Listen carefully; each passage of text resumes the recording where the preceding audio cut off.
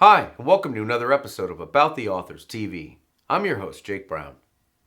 It's not every day that the Hollywood Reporter breaks the news that a book's been read over 1 billion times. But they did exactly that after Anna Todd's series of the same title crossed that head-turning milestone, now at almost 2 billion and counting. Adding of the author's unique relationship with her readers around the world, that Todd was expanding the universe of her novels with a mobile app. The app will give fans of the After novel franchise an opportunity to collaborate with Todd on ideas for her upcoming books, including new characters and cover art.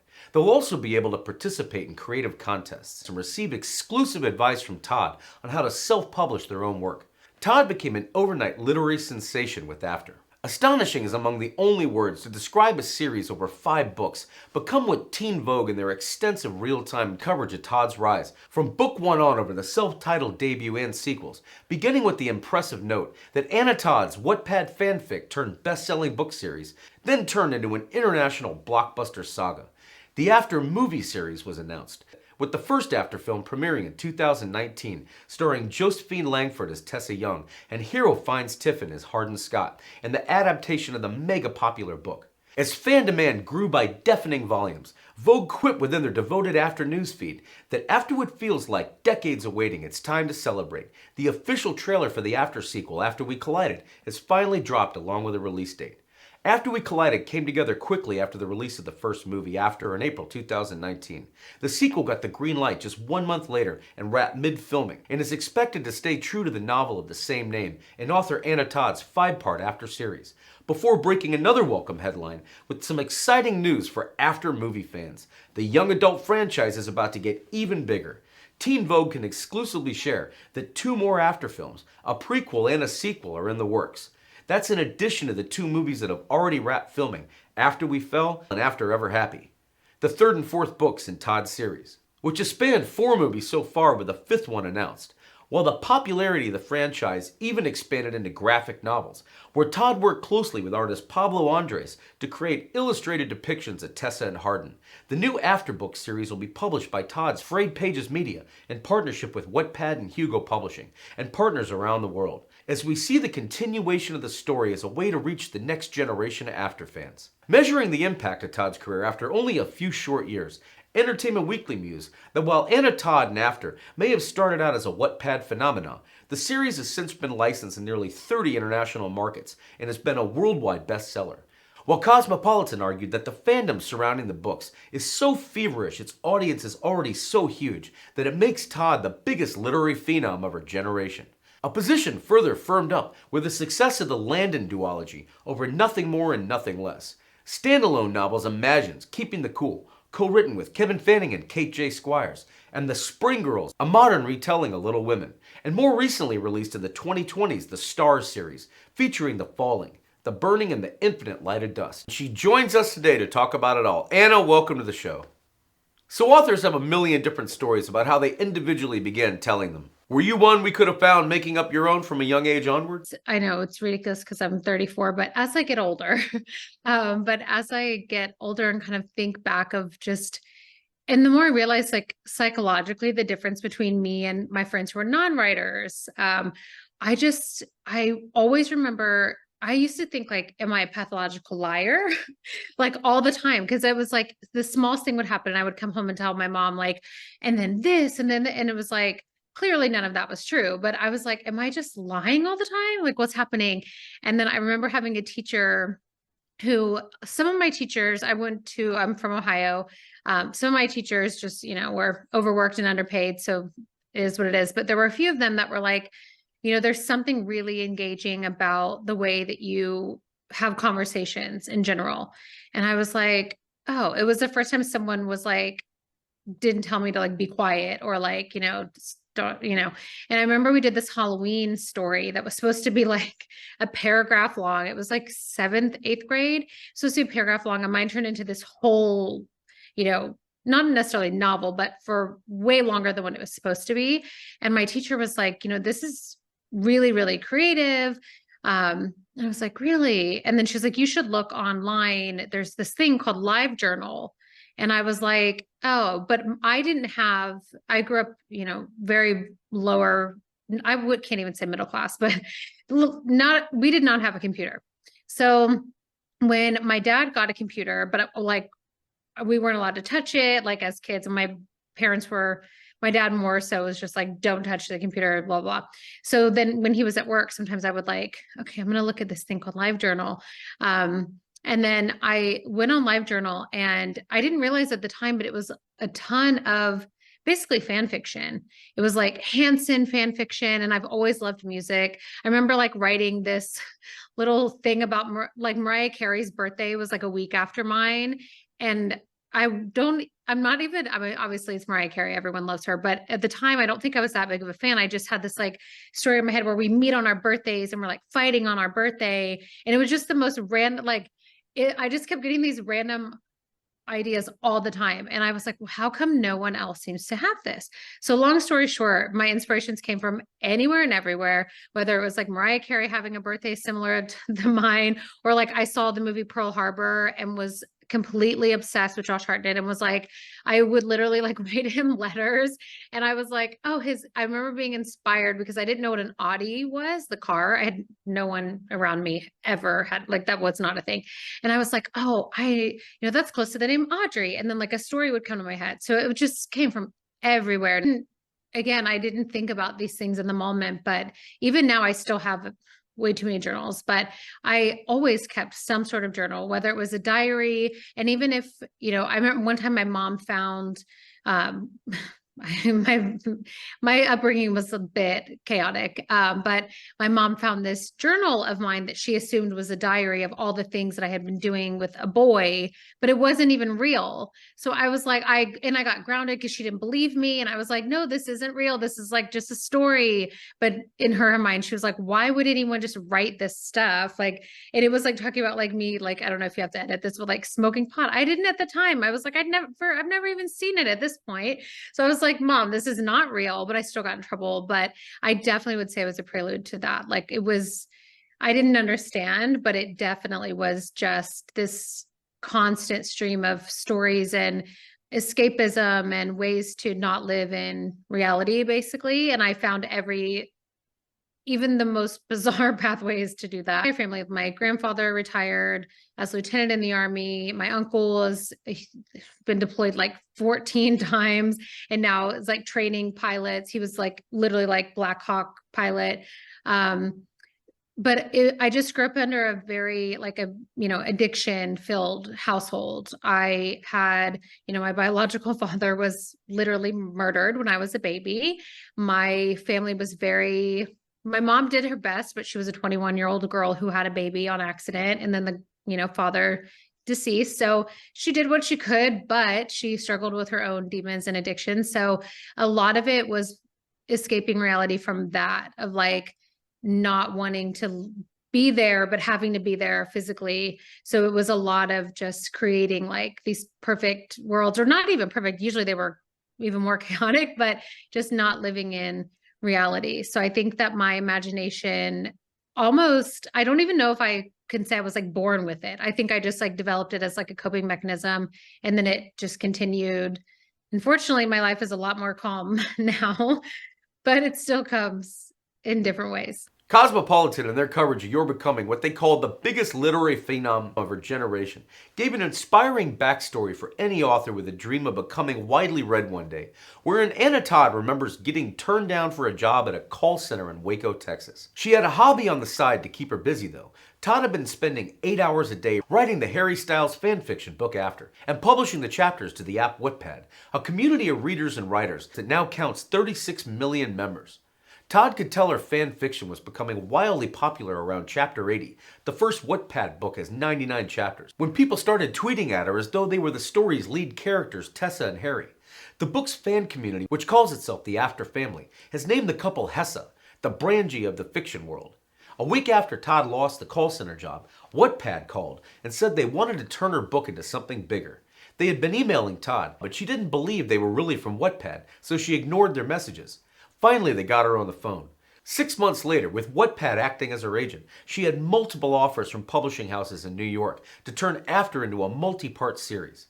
Let's dial a couple billion reads back in time to when you first began that amazing journey. What great practice it sounds like you'd already had from the music star fanfiction you'd done growing up. When did you first begin bringing this fantasy world to life online? When I was writing after, I would say, which was my first one, was definitely, it was when I was a military spouse. And I didn't travel a lot, which I used to complain about and be like, I thought we were supposed to move, but he was always gone. So I was still alone and I didn't really fit in. I was really young. I got married right after high school. I didn't fit in with the young Army wives because they just, I'm not a party girl. I don't want to be out late. I'm not not my vibe. I'd rather be home reading. So I never really quite fit in and I didn't have a lot of friends. I was pretty lonely. It was a pretty high stress environment of whether it's trying to find a way to pay your bills, constantly being alone, wondering if your neighbor is going to come back from war this time.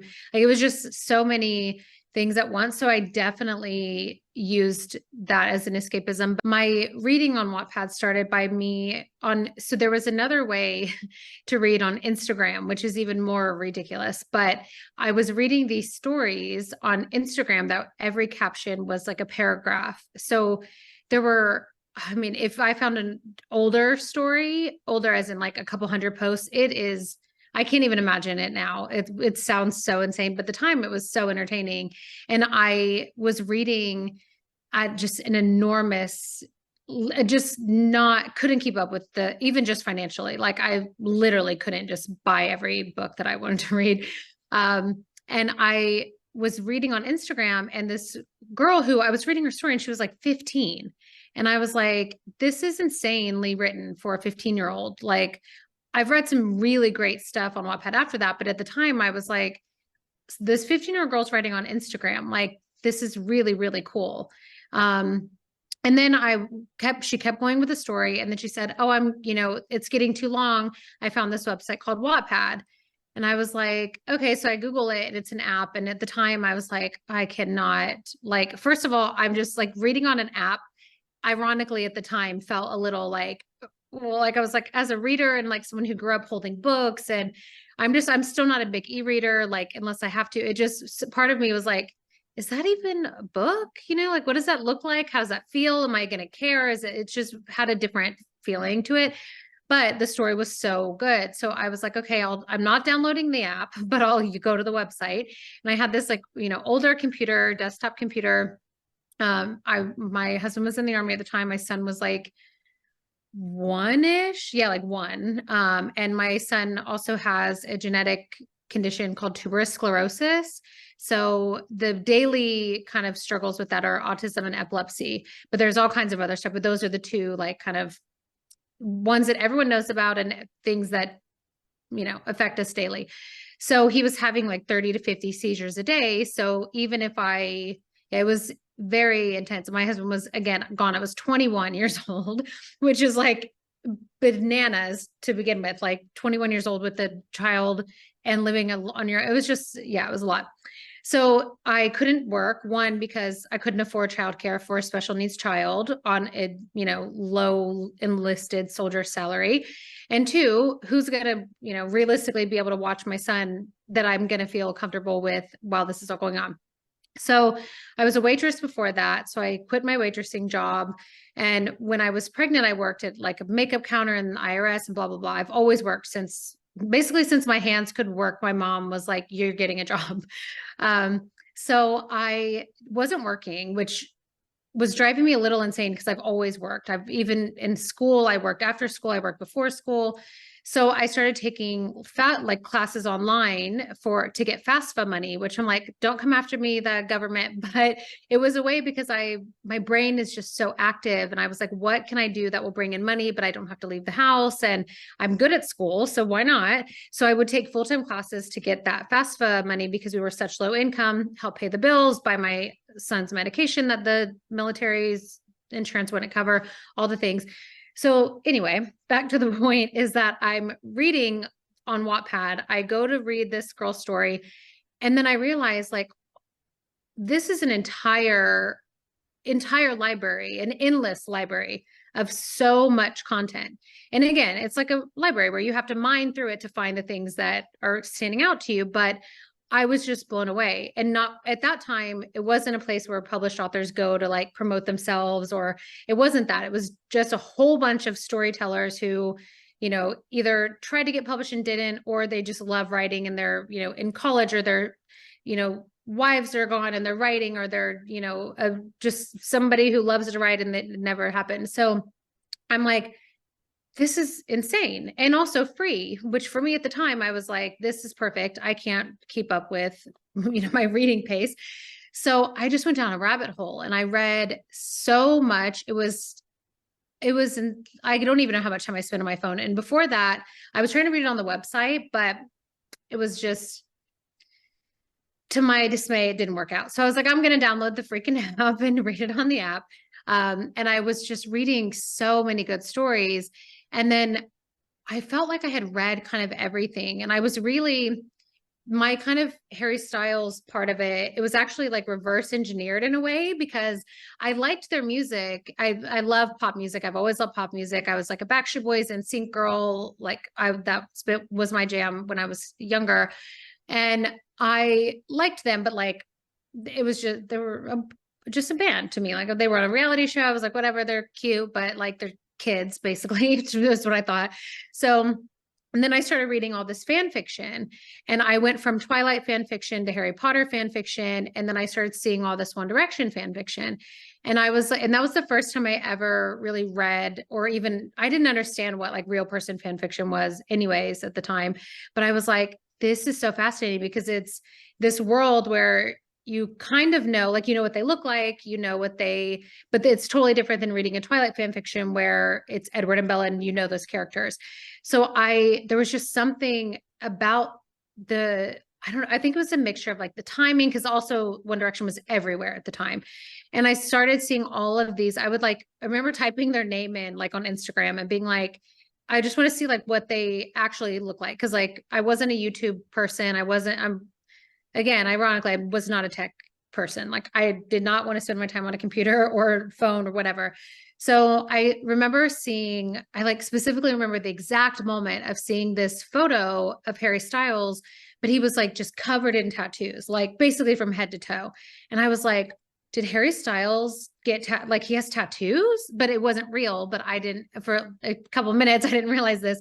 And then just something just in my head was like, this guy, like Harry, but not even Harry Styles, but just Harry, college, this girl, first love, good girl, bad boy, Pride and Prejudice inspired, like just like in my head. And I was like, well, I already have a Wattpad account. No one's going to know. Like I might as well just, write a chapter, because it just was driving me crazy. There was just something about him that it wasn't like One Direction's music. It wasn't even about I think the misconception a lot of times with like real person fan fiction is like, it's just some, kind of strange woman or man writing about their, desire for someone. And it's like, that does happen for sure.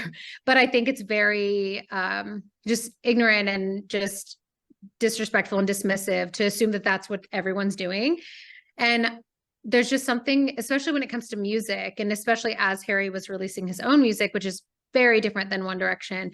It was more of a Muse situation where I didn't know his personality. I wasn't writing about his personality. I don't know his family. I don't know his emotions, but the moment I started typing that first chapter, it was like, it just wouldn't stop basically. And no one was really reading it at first. But I didn't care, because I was like, I'm not doing this. I didn't even want anyone to read it. I used like a fake username. I never posted any photos of myself.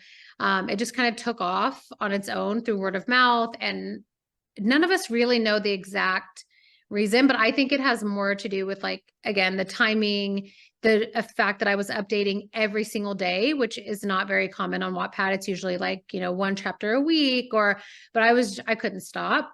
And it got so big that Wattpad then was like, hey, what are you up to? What's your name? How old are you?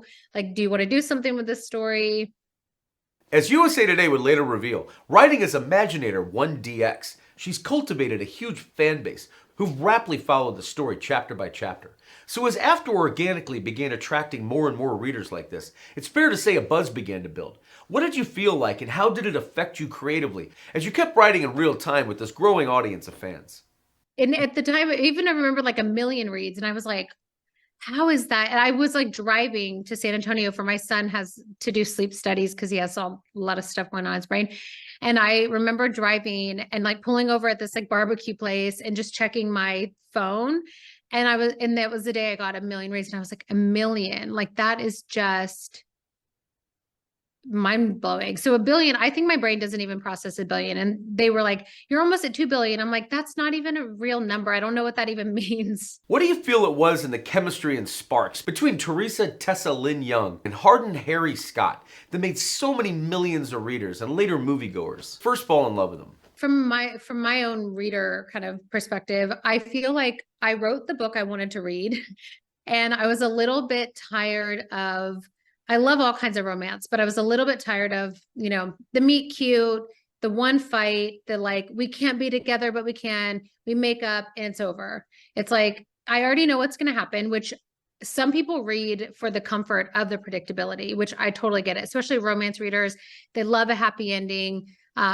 But my preference is not necessarily that. Like I'm like a romance reader, but what I actually want to happen is not usually what the romance genre wants to happen. So I believe truly that it was just the chaos and the drama and these young people making mistake after mistake, because Hardin didn't make one mistake. They didn't have one fight. He made a million mistakes. Tessa made a million mistakes.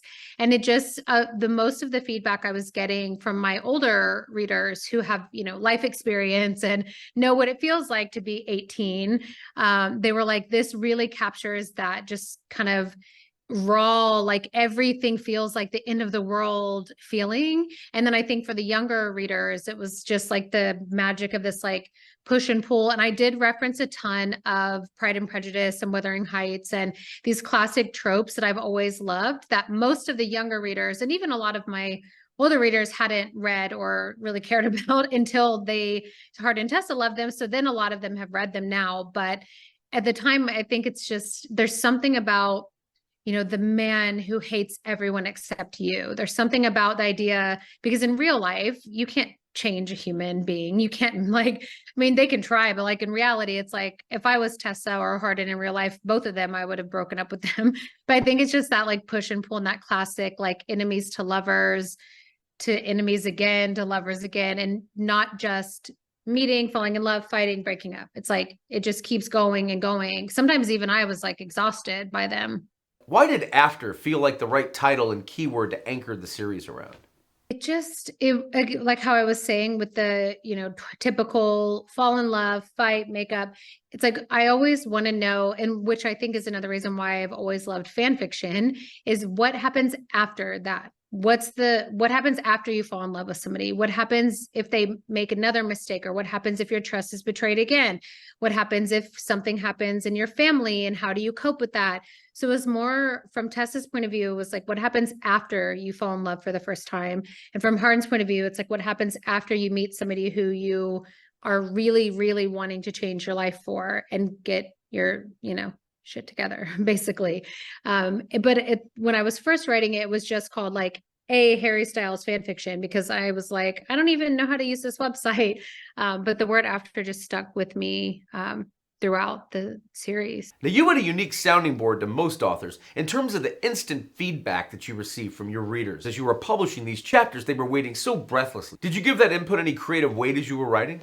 I actually really loved it, and I miss that. That's the one thing that now that I have my own imprint, I'm really trying to find a way to like mesh them together, because sometimes don't get me wrong, sometimes it was brutal. And especially because of the toxicity of the characters and the up and down and the betrayals and all the things that happen, I got a lot of, they were angry like 90% of the time, but there was something about it that fueled me, because I didn't know what was going to happen next either. So it's like, I would much rather than be angry and say like, F you, I'm never reading this again. I don't even like your work anyways, blah, blah, like whatever. But they came back the next day. It's like, I would much rather have that than someone reading it and being like, man, this is all right.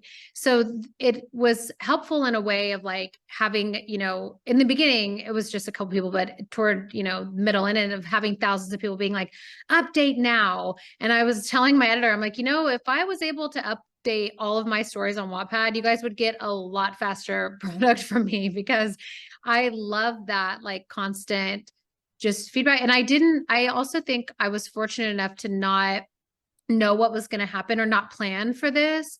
So I didn't know anything else. Like if I would have started the traditional way and written a book alone, not had any feedback or any, you know, constructive criticism or not so constructive or motivation, I think I maybe would be a little bit more afraid of it, because every author friend I have, unless they started on Wattpad, and even some that wrote on Wattpad, they're like, no, I would never do it again. I never want people to read it.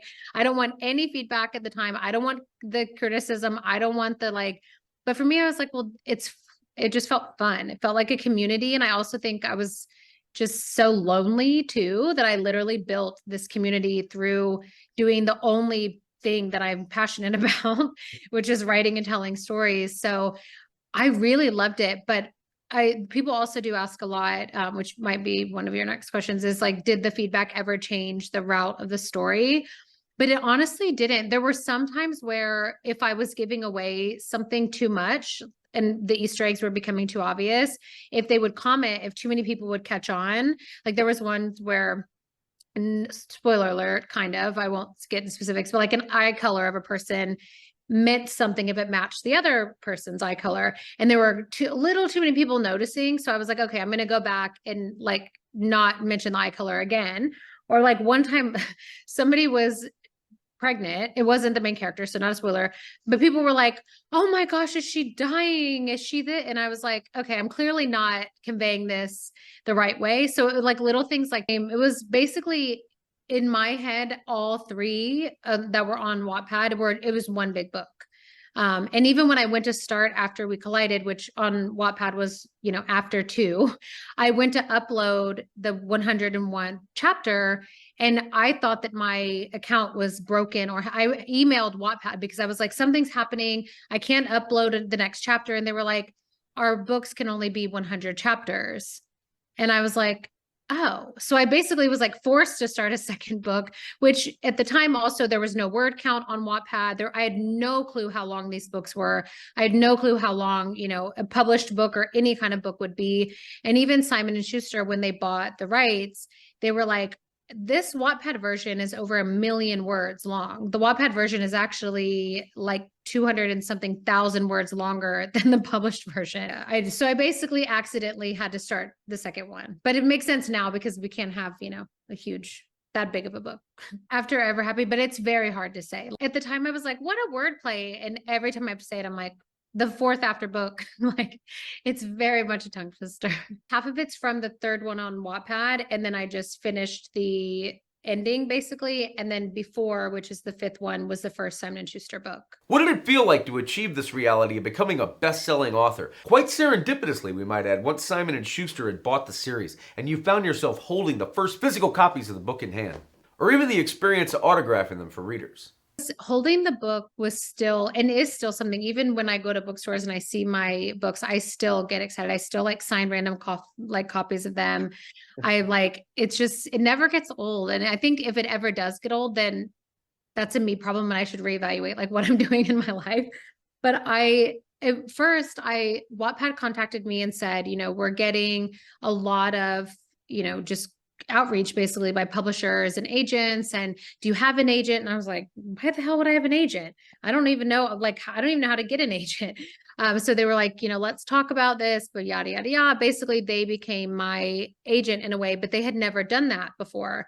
So then we went to New York and we met with every major publisher, which at the time I had always been a reader, but I didn't know a single thing about the technical side or the business side.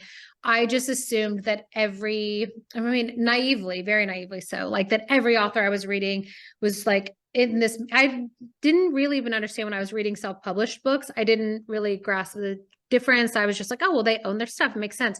So I go to all of these publishing houses and I literally felt like I was in Disneyland because it was like my favorite books. And Cassandra Clare is my favorite living writer.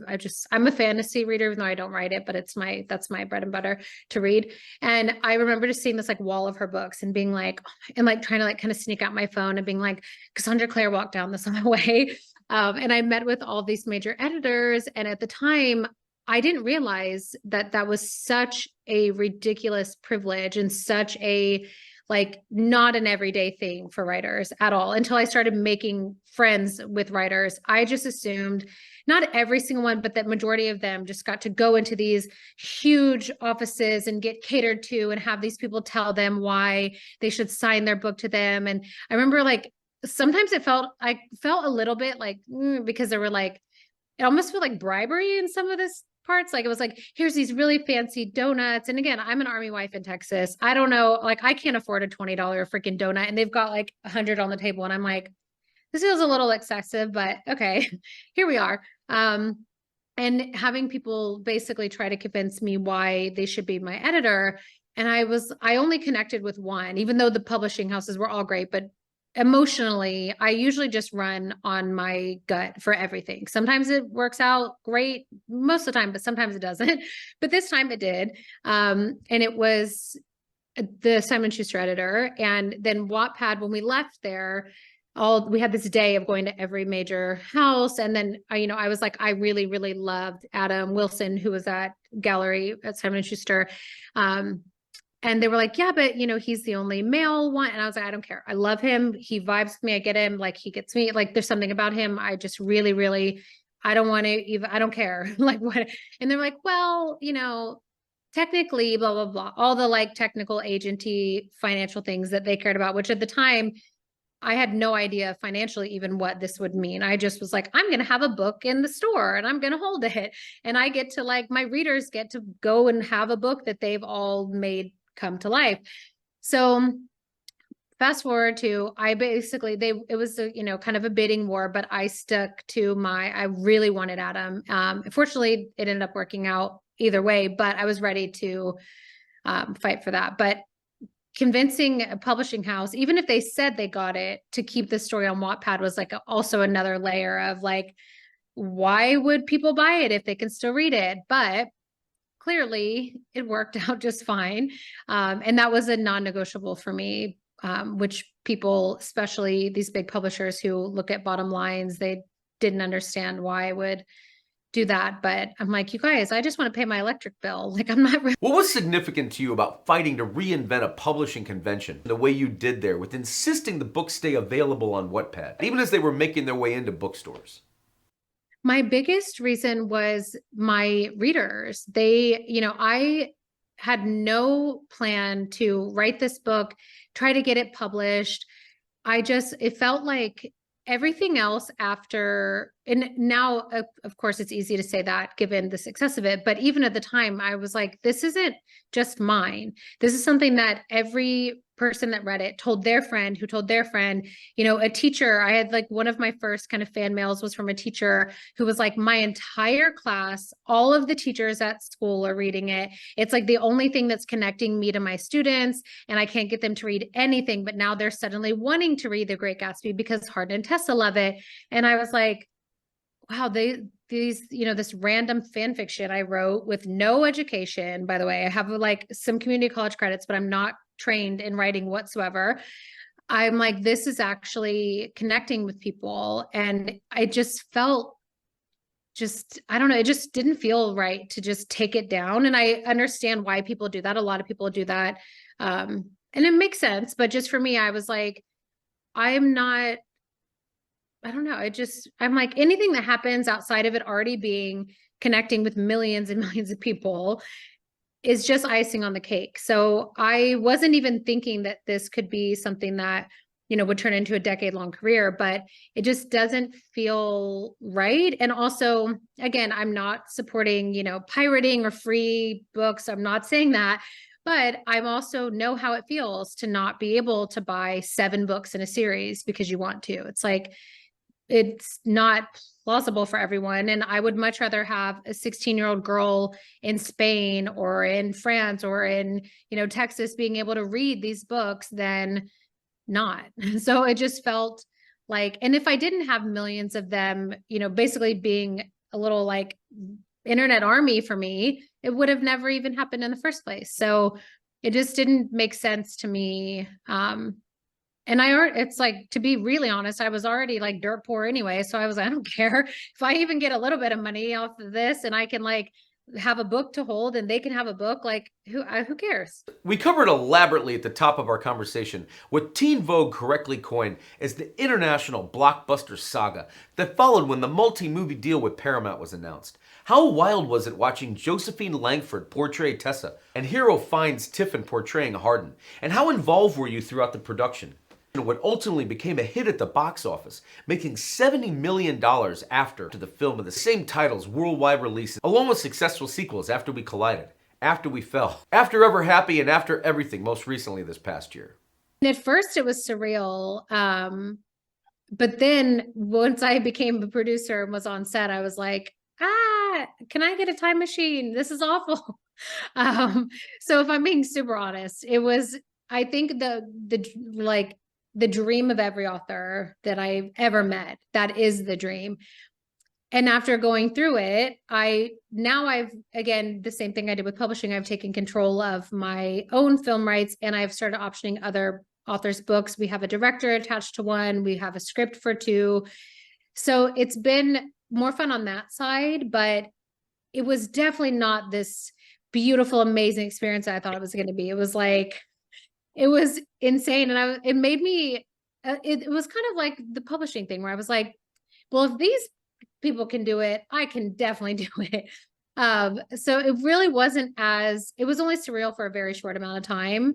But at the same time, I'm incredibly grateful that it happened and it catapulted me into a different realm. But I do wish that one day we're okay, we, myself included, and my author friends are okay with knowing that sometimes having the book is the goal, is the best part of the whole experience, because more people might know about it on the internet or whatever. But if you're looking to tell stories to fulfill something inside of you, having a film is either going to break that or it's going to make you feel a little bit better, but it's not all it's, cut out to be for the most part. And a lot of my friends have adaptations and every single one of them feels the same way. It's so bizarre. And yeah, it was very bizarre. For mine, I think they just saw the power of like my fan base and if they saw me there. But then once I got there and I was like, wait, this and this and this and this, and then they started utilizing me more and I got a very, very crash course into producing, which I actually ended up loving, but it was a very chaotic situation. And I do not understand for the life of me why writers, especially if they're the ones with the fan base. And it's like, what did you guys do to deserve my fan base's money and time and energy when you're just, out to make that's the world though. It's like, it's all about the money, but there's got to be moments where we sometimes can say like, actually, let's try to do it a little bit differently. Otherwise, what's the point? So it's fair to say this couple took on a life of their own as the series exploded over the aforementioned After We Collided, After We Fell, the prequel before, and the wrap-up After Ever Happy. How much deliberation did you give to the all-important question of how Tessa and Harry's love story should ultimately end? First, every time Tessa and Hardin got in a fight, or every time one of them was lying to the other one or doing something ridiculous, of course the audience is like, I don't want them to fight anymore. They need to get married right now. And I was also very, very pressured to write Hardin ends up going to therapy in the series because, again, not that romance or any books need to have anything to do with reality, but for me, felt like the only justifiable conclusion to them actually being able to be together and him having a life. He was an alcoholic at 20 years old. It's like he needed to go to therapy. But the amount of really angry people that they were just, this is boring, I don't want to read about therapy. And mind you, this is like 2 or 3 chapters. It's not like I did a whole book on him being in therapy, but I was like, and I remember that was kind of the biggest moment of me being like, should I take that out or not write it anymore. But then I was like, you know what? They'll be fine. If they don't want to read these chapters, they can wait a few days and it'll be, but I do know some writers who have a lot of fun writing, like their readers basically give them kind of the ideas and they run with it, which I think is also a cool way to do it. I don't do it that way. A freedom we could all argue you've earned, creatively as well, we imagine, in deciding where you wanted to head next on the page. How did that lead you inspirationally to the Landon series, told over nothing more and nothing less? That one was mostly, I can't, as you can tell probably, but even by the way I speak, I cannot tell a short story. Like I just can't. If I go to the store, it's going to take an hour to tell you what I did on the way there, what I bought, blah, blah, blah. So I kept writing just in kind of chapters in Wattpad without posting them, just writing them. And I was like, there's just so much kind of unknown that happens. And Landon was such a fan favorite. He's Tessa's best friend. He's Hardin's half brother at the end. And I was like, I want to know what happens more with his like love story. They moved to New York and then it's over. So it was almost like writing, I guess it's more of a spinoff, but for me, everything feels like an extension of a universe, like fan fiction.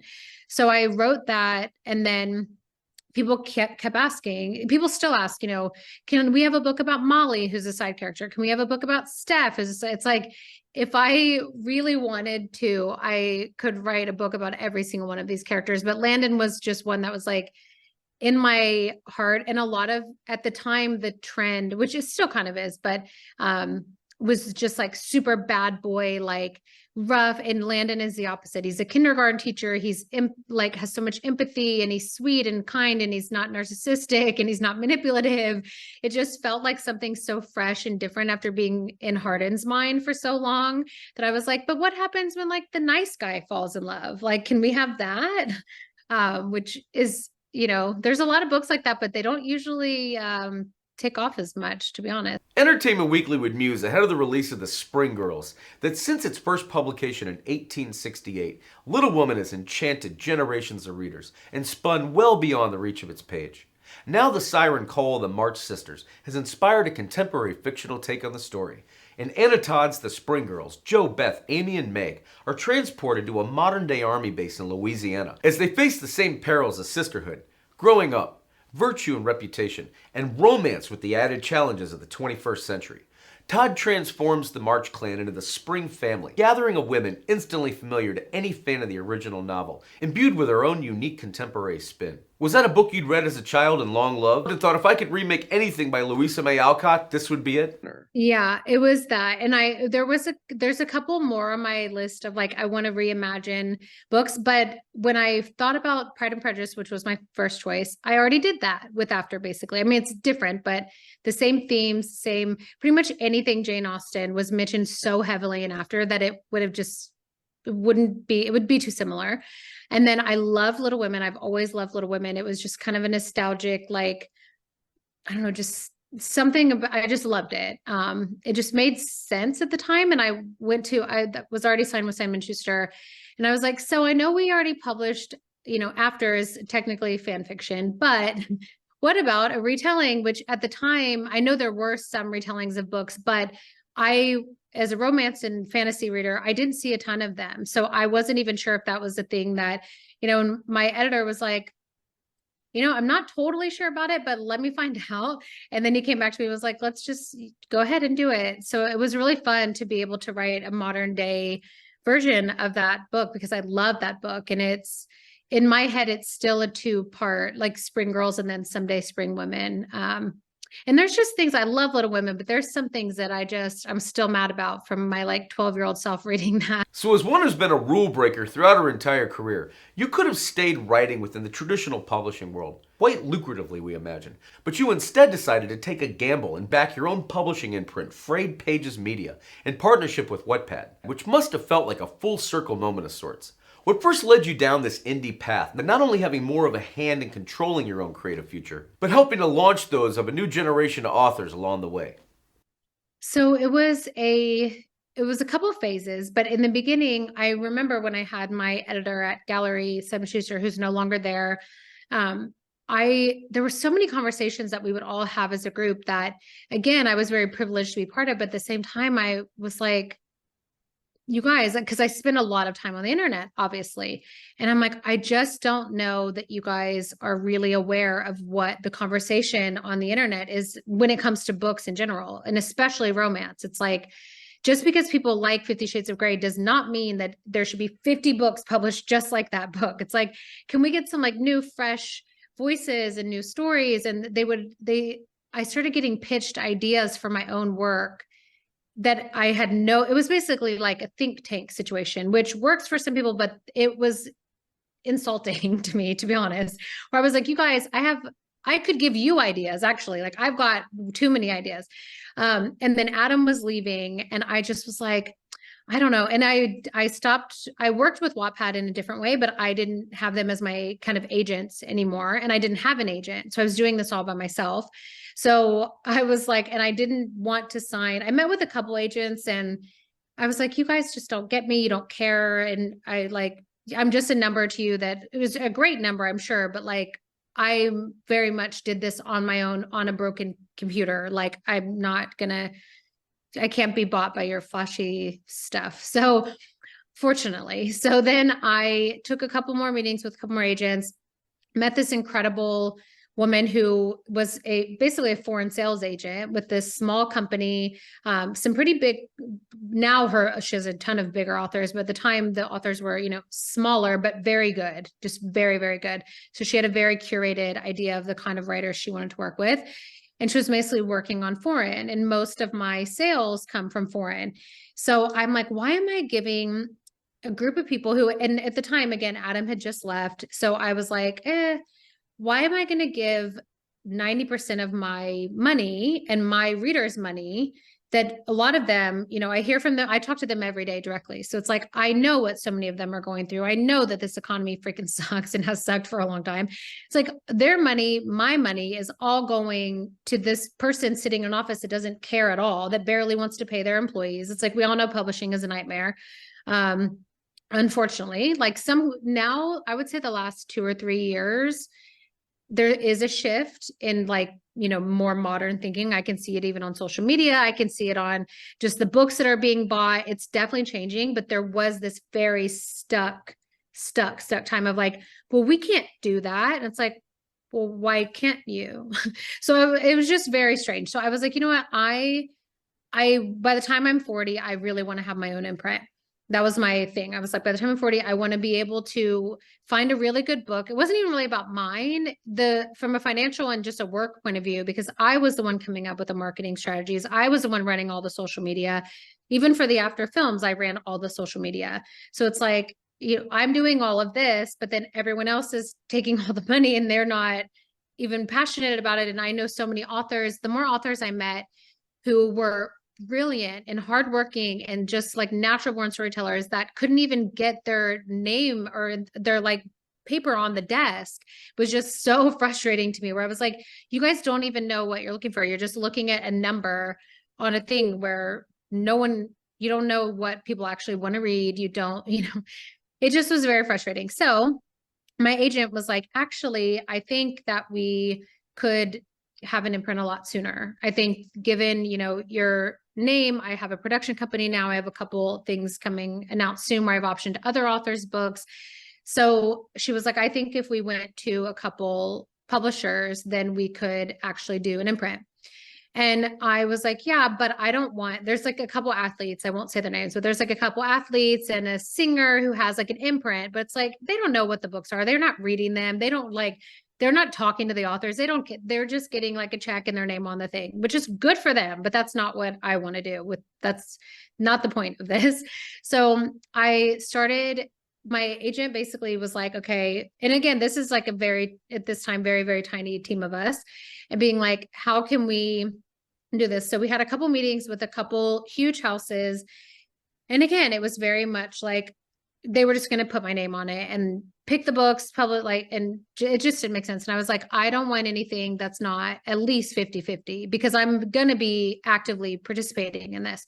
So then she was like, what if we go to Wattpad? Who knows? And I hadn't posted on Wattpad in a while because of my contracts with my publishers. And she was like, what if we just go to them? It makes sense. And it really does make sense, because that's like my home base. So their terms and their they're just so, because they're run like a startup in good ways and bad, they're so much more open to new ideas, new voices. They don't care if a book has 1,000 reviews on Amazon, whatever. They just want it to resonate with people.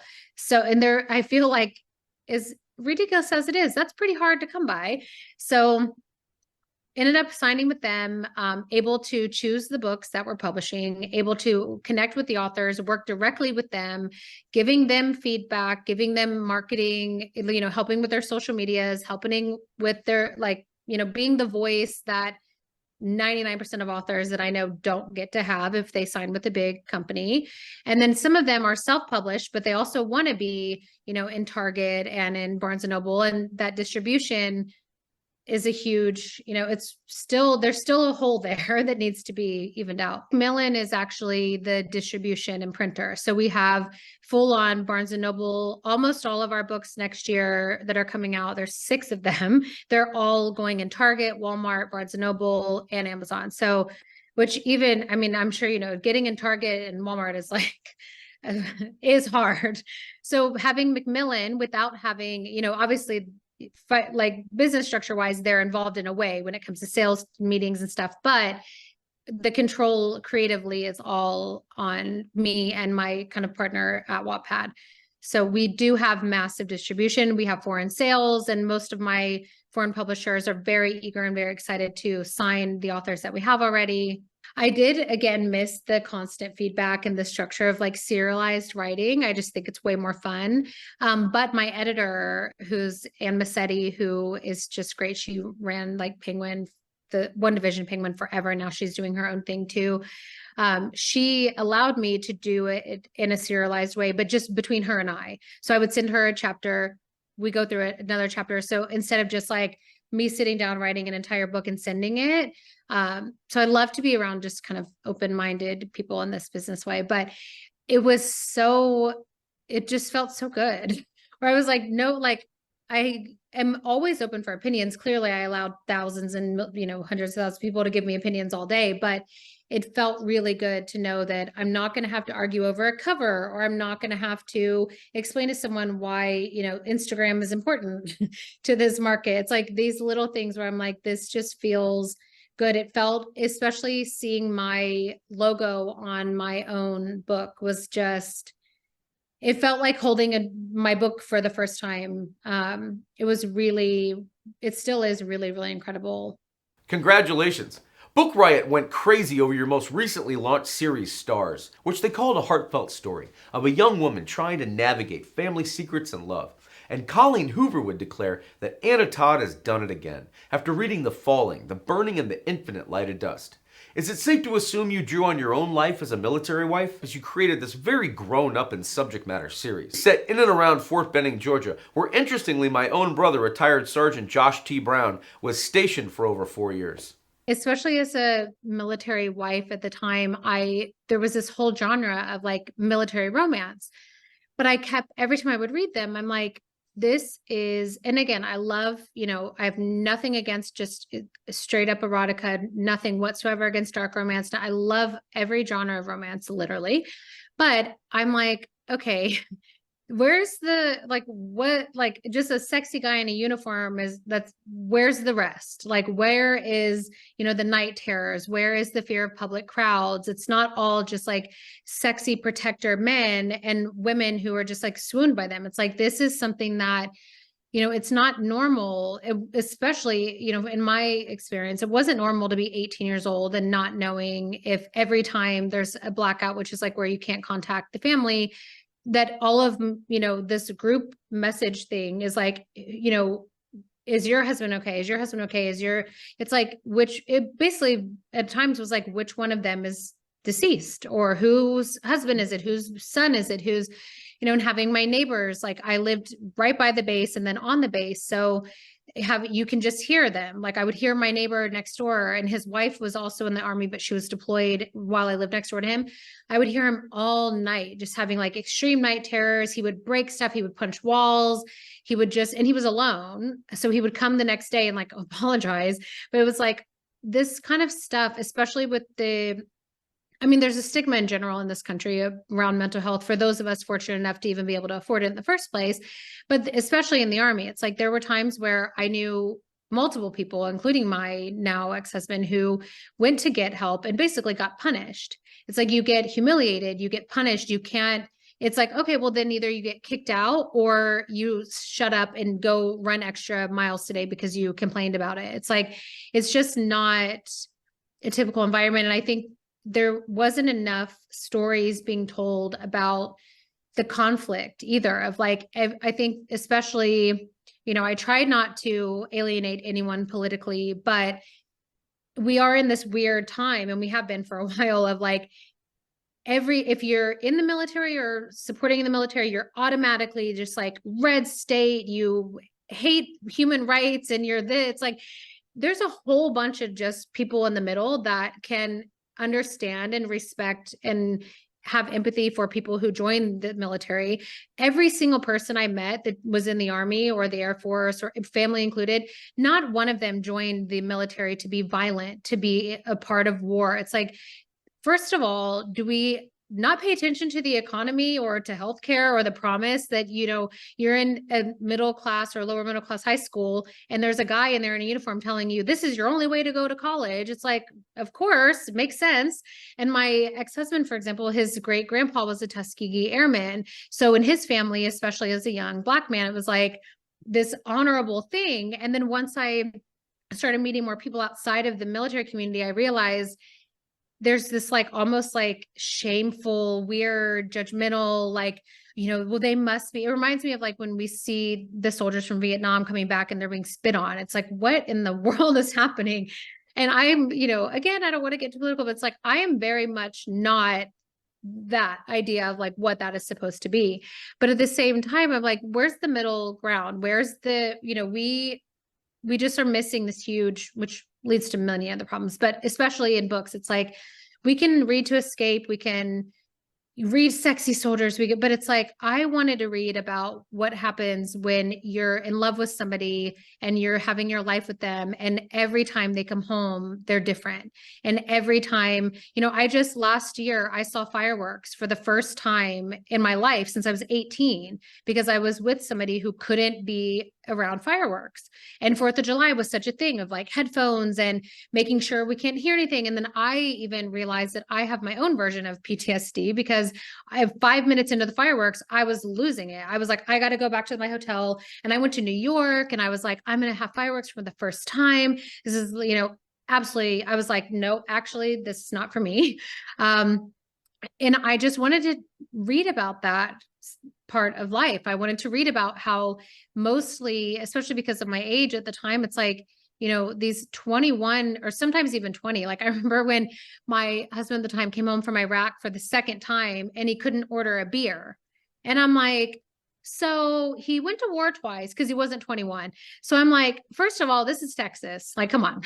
But I'm like, so he can buy a gun, he can go to war twice, but he can't order a beer. Like, this is so bizarre. So it's like, I kind of took out all of these little things that I think majority of people either don't care enough or don't know enough, and put them into the series basically. So the falling, that's like the overall view of the story of like just these, what it's like to be in this lifestyle. And it's very isolating and it's very different than the real world.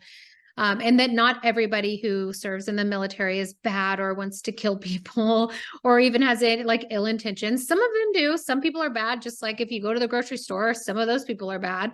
But I wanted to tell a story about how to kind of navigate these mental health struggles without support and why people join. So in the falling, it's they're young. Both of them are about to turn 21.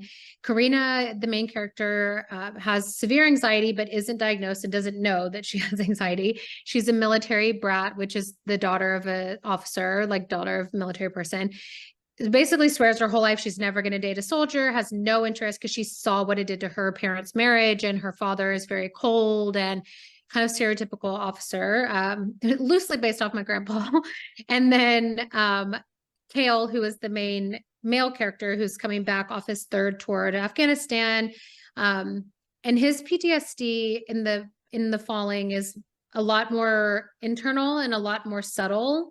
And he's just literally fresh off the plane. And then it's basically the story of them slowly falling, which is where the title comes from. Just, it's not a, quick, they love each other immediately. It's a very slow burn romance, mostly focused on both of their mental health. And then in the burning, it's a little more like, the painful sides of it and the fearfulness and the fight or flight that you're in constantly, and the certain things you can or can't do. And there's a community of people around them. Karina's roommate is a pregnant girl whose husband is deployed her entire pregnancy, which is based off of when I found out I was pregnant with my son, my husband at the time had just deployed 2 days before. So I couldn't even tell him for like 3 weeks because I had no contact with him. I spent my entire pregnancy by myself, every doctor appointment, everything. I had no family in Texas. And I didn't want to go back to Ohio. So I put a lot of my own stories or people I know stories into it. And then The Infinite Light of Dust, which comes out in August, is basically just all this, it's hard without spoilers, but basically just it's a little more violent. I will say, just to warn people, it's a little more violent. It's a little more explosive, but it's also a little more hopeful than the first two. So it's a love story, but if you're looking for just, like a happy little distraction from life, funny rom-com, this is not for you. Before we run, what would you tell your younger self a decade later about what to watch out for when getting into this business, and what to look forward to in terms of the relationship that you built with your generation of readers over the last decade? I'll start with the advice for my younger self. I really wish I could just say, it sounds so silly, but like, there's nothing wrong with the way your brain thinks. You're this way for a reason. It's okay to be a dreamer. It's okay to follow your gut. It's okay to not follow the rules. I put so much pressure and basically bullying myself to be like, I wish I was like my friends, or I wish I was this, or I wish I wanted to go hang out with people on Friday instead of sitting in my room reading a book. And I didn't think that I would have a career from it, but I just wish I would have been a little nicer to myself and been like, everything will be okay. Like, you'll be fine. More than fine. But even if this wouldn't have happened, I still was already fine. After I moved out of Ohio, I was still fine, just in a different way. Incredible. That feels like such a basic way to describe it, but it's really hard to explain, because not only are these people who are engaging with me mostly on the internet, some of them aren't, some are just straight up readers. They come with their books and they're so happy, and they tell me their stories about how they found the books or what the books meant to them. And books have such a way, as you know, of just, if you fall in love with a book, you remember when you read it, you remember the feeling that you had. If a book distracts you from something really awful or really tough going on in your life, you remember that more so than what was happening. So I've had so many stories, just the most incredible stories, where for me, it feels, I stopped having imposter syndrome during COVID, thank goodness. But I used to feel like, why I'm so undeserving of this. Like, I didn't save your life. I didn't, make your father's death or divorce easier, but my words did. So I stopped being like, I don't deserve people to say that, because it's like, it's not about me, it's about the book, which is the best compliment and the best fulfilling emotionally thing anyone can ever say is, I read more because of you. I write my own book because of you. And half of our submissions last year for Frayed Pages were readers of mine who wrote their own books not based off of after necessarily, but just based off of being inspired by me. And it's one thing to be a silent reader and buy the books on Amazon and, move on with your life. It's a whole other thing to, call off work, call off school, arrange childcare, make all of these arrangements to go spend hours waiting in line and hours spending time with me. So for me, when I started doing signings, it took I don't know, at least 50 to even stop crying. Even I just went to France, and was the first time since COVID that I had gone back to Europe to see my fan base. And I cried every single signing. It's there's always that one person. There's a couple of them that almost get me. And then there's the one that just opens the floodgates and I can't stop. but it's like just this connection that cannot be duplicated when it comes to storytelling. And I still feel like a reader of my own work because the way I wrote it and the way that it just not, I don't map out my books. I'm not, it's a different type of storytelling. So I never really feel like I wrote this book and I turned it in and now it's your job to like it or not. It's like, it doesn't feel like that for me. So for me, it's like thanking them for their time, their energy, their honesty, because some of the stories that I hear are so vulnerable and so just personal, and people bring their daughters and their aunts and their like daughters and mothers come together and aunts and nieces come together and husbands and wives that read together now. And it's just a it's just an undescribable connection. So the book signings are just so I don't have any wood by me, but I would knock on wood besides my table. But um I wish that every writer would have that feeling at least one time, because it is the best, most motivating, most filling feeling that I've ever had in my life. Anna, it's been wonderful talking today. Thanks for taking out time to be on About the Authors TV.